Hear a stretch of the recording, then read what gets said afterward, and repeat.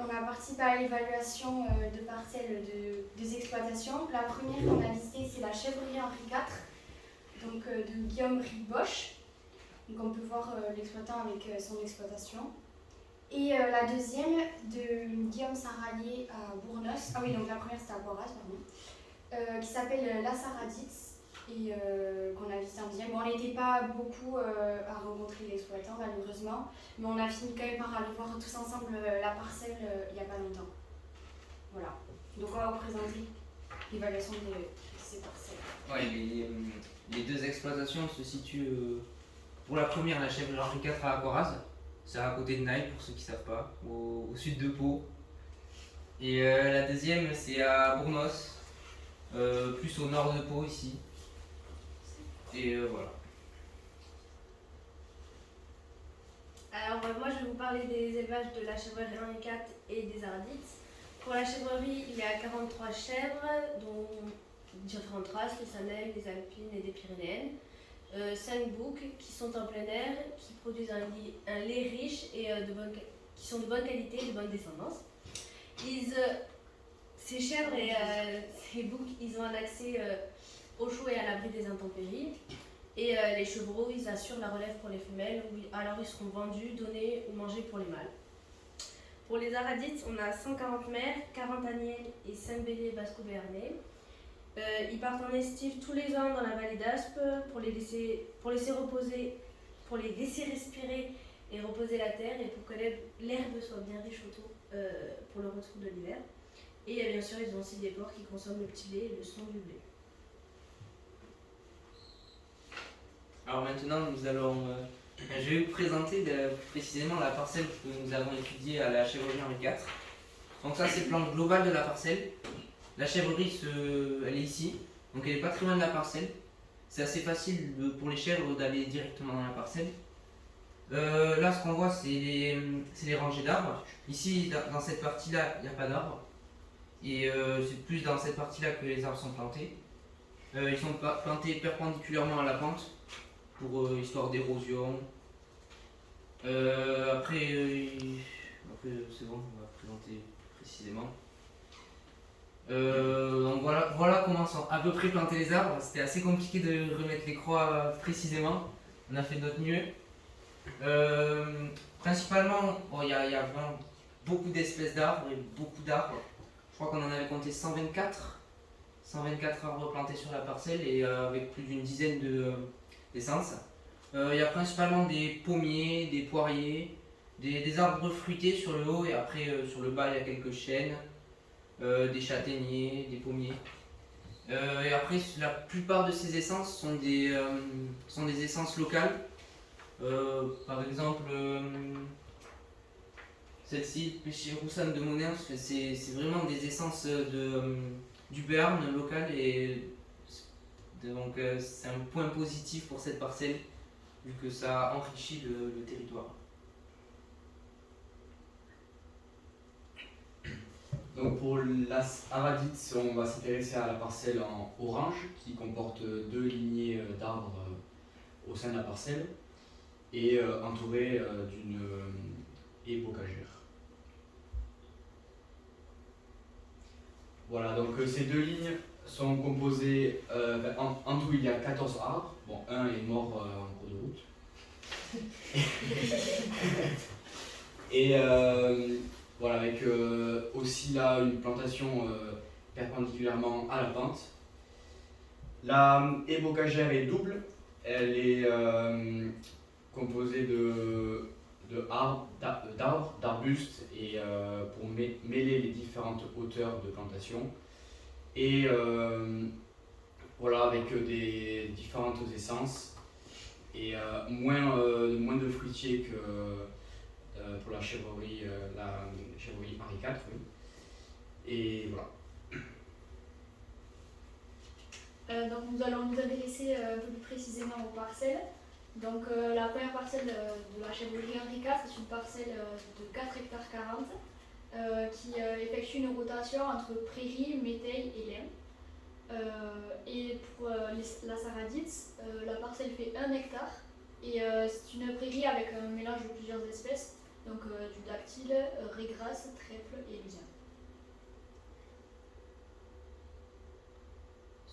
Donc, vous voulez que j'intervienne un peu là-dessus, peut-être que c'est un peu compliqué, en fait c'est la rotation culturale sur la parcelle de Coraz. Alors il y a peut-être quelques erreurs, mais j'ai essayé de tout mettre sur le même schéma pour montrer les 3 années en fait qui se succèdent avec une partie donc comme ça a été dit plutôt en prairie avec du foin et du regain qui sont produits, une partie métail et une partie donc la 3e année lin. Donc c'est sur une partie de la surface, c'est pas sur la totalité, si j'ai bien compris. C'est uniquement sur 2,5 hectares, le reste en pâture. Donc en fonction de la pente de la parcelle. Je crois qu'il n'y a pas le son. Il n'y a pas le micro activé. On n'entend pas parler. Non. Et si, c'est bon. C'est bon. Non, c'est très bien. D'accord, c'est bien ça, j'ai bien compris. Je zoome bien.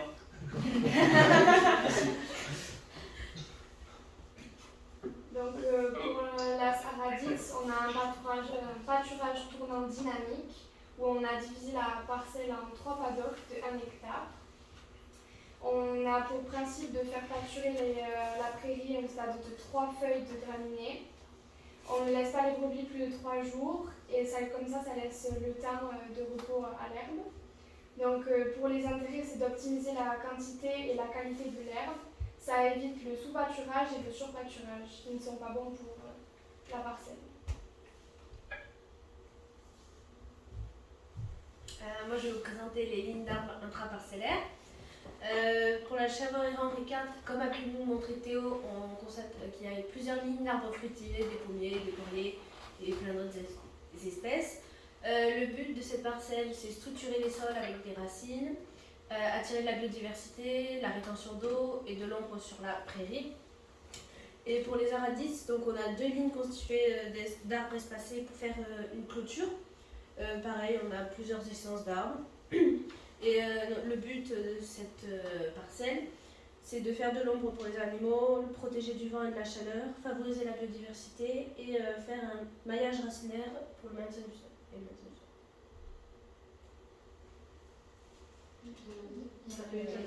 Madame, vous en avez sauté une. Tu reviens en arrière tout d'abord la partie historique. Donc en fait, on va passer, je ne sais pas s'il y a une transition qui est faite, on va passer à la notation des parcelles. C'est ça.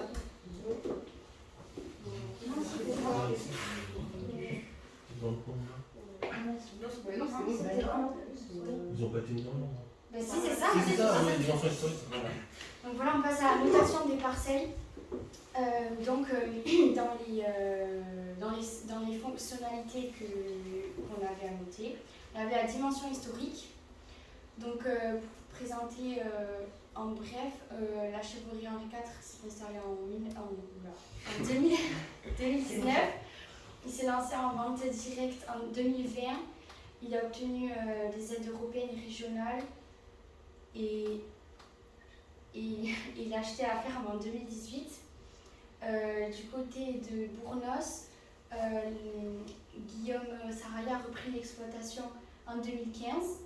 Il a bénéficié d'une aide financière de 7 000 € grâce au concours Ferme d'Avenir et a repris les bâtiments familiaux qui étaient déjà présents en 2015. Donc pour revenir à la chèvrerie Henri IV, Guillaume Riboche a bénéficié de l'aide du Conservatoire végétal d'Aquitaine et de la Fédération des chasseurs de 64, notamment pour la plantation de haies. Il n'y avait pas de parcelle agroforestière préexistante, donc c'est lui qui a pris l'initiative d'en créer. Et donc il a maintenant 3 parcelles en agroforesterie et pour projet d'en développer d'autres. Du côté de la Saradix, le bilan est presque le même. Le projet a débuté en 2018 grâce à l'aide de l'association Paysage de Marais d'Arbres. Et les parcelles agroforestières étaient déjà présentes, mais il a rajouté quelques haies. Et pareil, la même chose, il voudrait en développer d'autres parcelles en agroforesterie. Donc là, on a attribué les mêmes notes. On avait comment on appelle ça, voilà, des critères, merci. On avait certains critères précis, donc là c'est la note globale Il n'y a pas le détail des notes, mais après on pourra la donner, la fournir dans le détail aux deux exploitants. C'est prévu que je voulais pas se passer. Voilà. Après, pour les dimensions agricoles, du côté de la châtelleraie Henri IV, il y a une bonne orientation des arbres en respectant le relief, et ce qui permet la création de terrasses pour lutter contre l'érosion. Après, il y a une grande diversité des essences, notamment avec les espèces fruitiers de variétés anciennes et locales. Il y a très peu d'interventions sur la parcelle. Il y a à peu près 2 passages de décomposeurs par an et une fauche taille par an aussi, ce qui favorise beaucoup la biodiversité. Et après, il y a une rotation les récoltes, donc c'est avantageux. Il y a aussi des engagements auprès de l'HVE et du MAEC. Du côté de la Saradite, l'orientation aussi est bien par rapport à la pente, ce qui favorise le prise de vent et l'ombrage à l'avenir pour les brebis. Par contre, d'où la note un peu plus basse, il y a une moins grande diversité par rapport aux espèces, mais elles sont quand même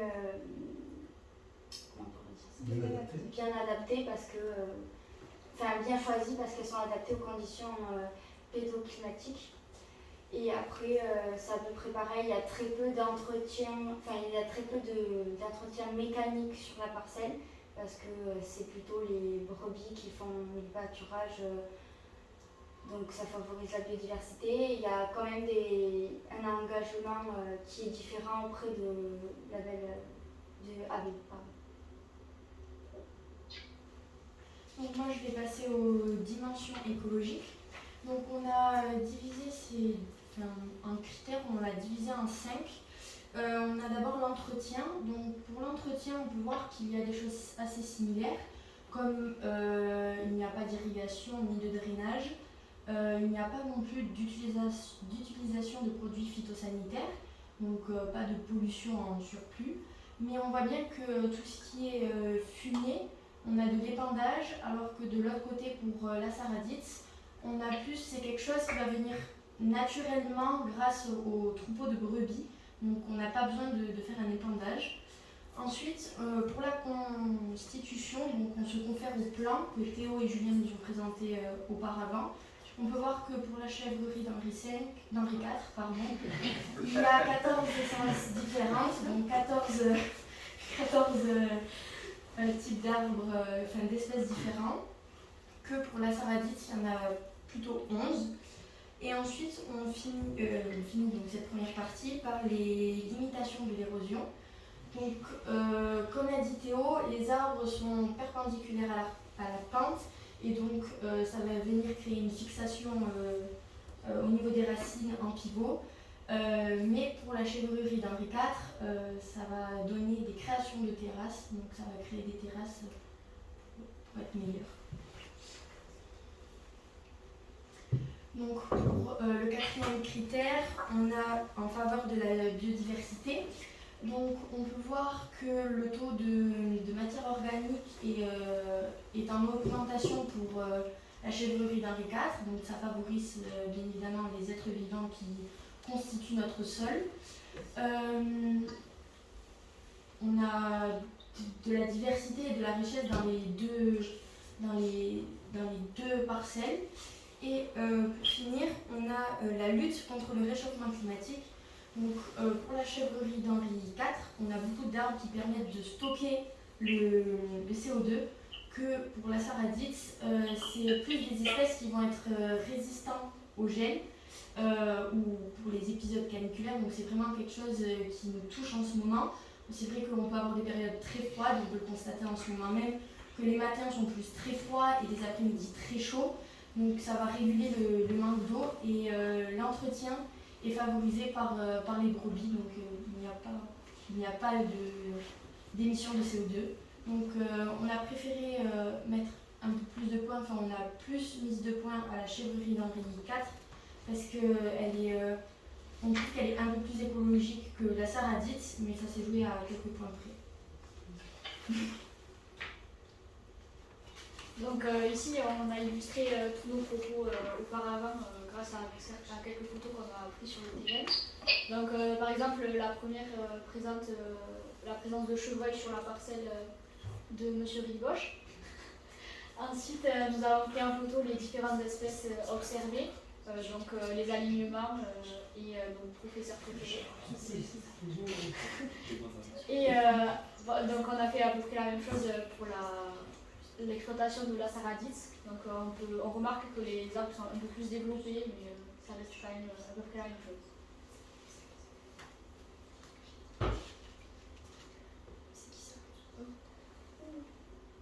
J'ai marqué Manon.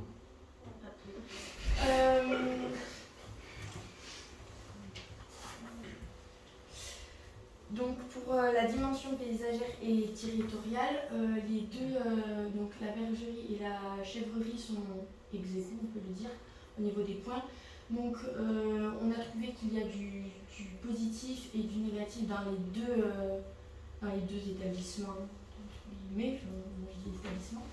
Et donc on trouve que d'un côté le calme et la tranquillité, ça va venir booster entre guillemets la production que les brebis peuvent engendrer.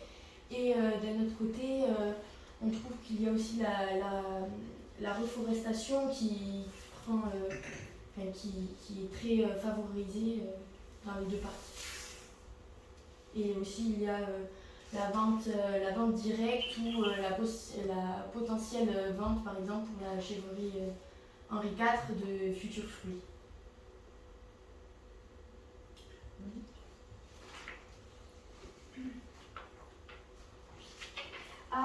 Pour ce qui est de la cohérence, pour la cohérence des pratiques d'entretien par rapport au système agroforestier, on peut remarquer que il y a très peu de pratiques dans les deux cas.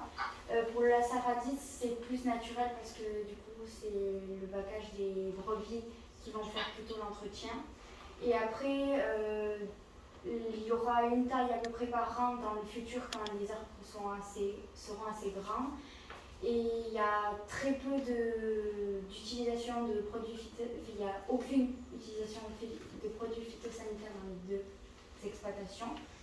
Et on va dire que la conception de la parcelle agroforestière est cohérente avec les pratiques et qu'il y a une bonne considération notamment de la pente et du relief, donc, ce qui va avec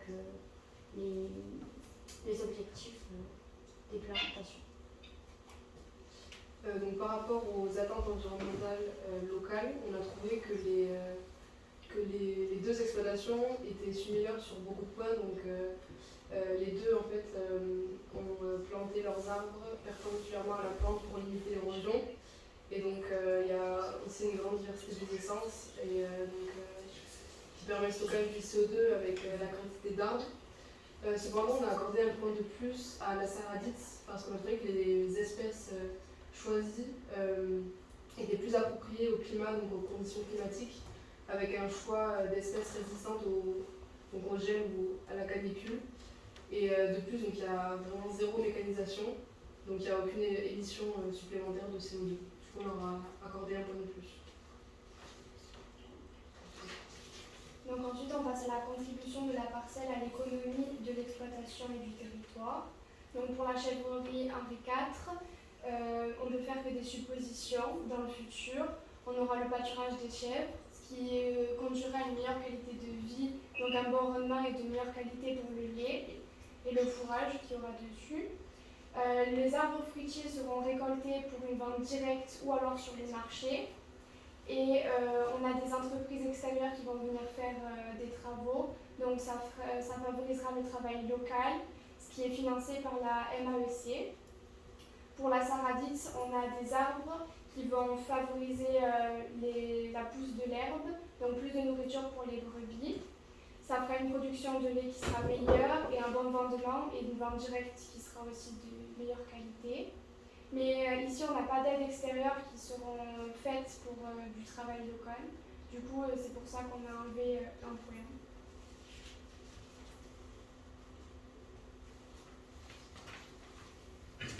En ce qui concerne la résilience des deux exploitations, d'un côté, pour la chèvrerie Henri IV, nous avons un petit troupeau et une exploitation autonome, indépendante, qui décide des prix, mais qui n'est pas entièrement indépendante par rapport à l'As Araditz. Il y a des deux côtés, il y a des labels, des engagements, haute valeur environnementale 3 pour la chèvrerie Henri IV, le label agriculture biologique pour la Araditz. Et donc évidemment moins de produits phytosanitaires, pesticides, insecticides, engrais. Voilà. Les arbres sont aussi là pour accueillir des espèces auxiliaires et qui se complètent au sein d'une culture et d'un mode d'exploitation. Et donc dans les deux cas, on voit bien une approche favorable au développement et pour l'avenir un développement durable. Et